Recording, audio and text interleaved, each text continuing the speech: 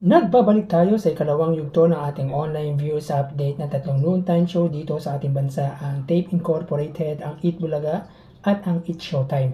At bago natin simulan ang ikalawang yugto ay pakisubscribe ang aking YouTube channel, pakiclick ang bell notification icon para lagi kayong updated sa mga bagong video na ilalabas ko.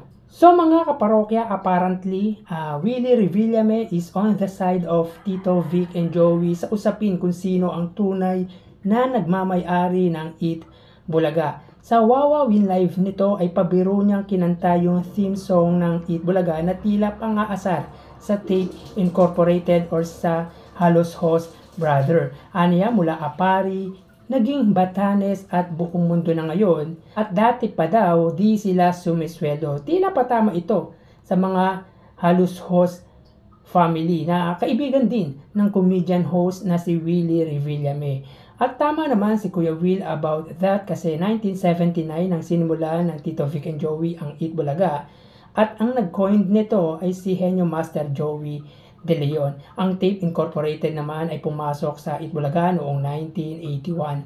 Sabi ng Pro Tape, sila daw ang nagpapasweldo sa Tito Vic and Joey, at tama naman sila doon. Pero dapat naman din talaga nilang pasweldohin ang Tito Vic and Joey.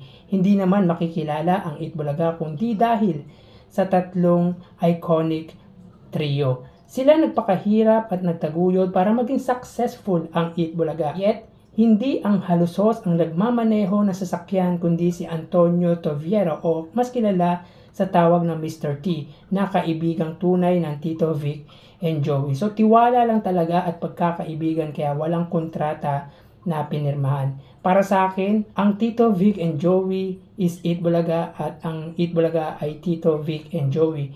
Yun nga lang, nagkagulo-gulo lang na pumasok ang haluso sa management ng Tape Incorporated, which is dapat naman din talaga dahil pagmamayari nila, kaso yung pakialaman ang production ng Eat Bulaga ay mukhang dun sila nagkamali. Hindi natin alam kung kakayanin ba nila mag-survive until the end of their contract sa GMA Network.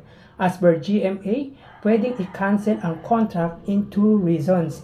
Ito ay ang di sila makabayad ng upa, at pangalawa yung mababang ratings. With that, mukhang nakakabayad naman sila ng upa kasi yung mababang ratings is obviously tinalo na din sila ng Eat Showtime. So para kay Kuya Will, saludo ako sa sinabi mo, kahit pabiro yun, at least alam mo sa sarili mo na ang Eat Bulaga ay sa Tito Vic and Joey. So tara ating alamin ang ikalawang yugto ng ating online views update, at unahin natin ang Facebook Live. Para sa Tape Incorporated Facebook page na may 319k followers, sa Eat Bulaga naman under TVJ Facebook page na may 1.9 million followers, at sa Eat Showtime na may 16 million followers. So as of 127, ang Tape Incorporated ay may 340 live viewers.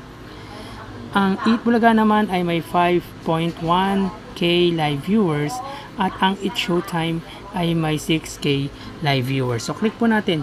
Para po sa Tape Incorporated, sila ay may 336 live viewers.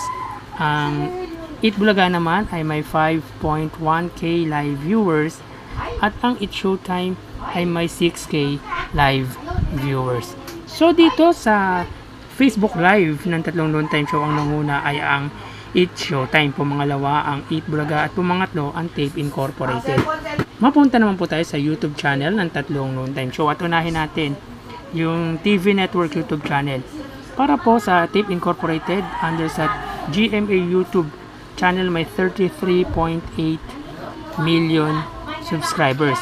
Sa Eat Bulaga naman under TV5 Philippines na may 1.59 million subscribers, at sa Eat Showtime under ABS-CBN Entertainment na may 46.3 million subscribers.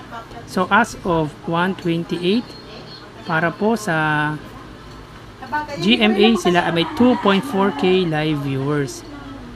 Ang Eat Bulaga naman under TV5 ay may 30k live viewers, at ang Eat Showtime under ABS-CBN Entertainment ay may 59k live viewers. Ulitin po natin.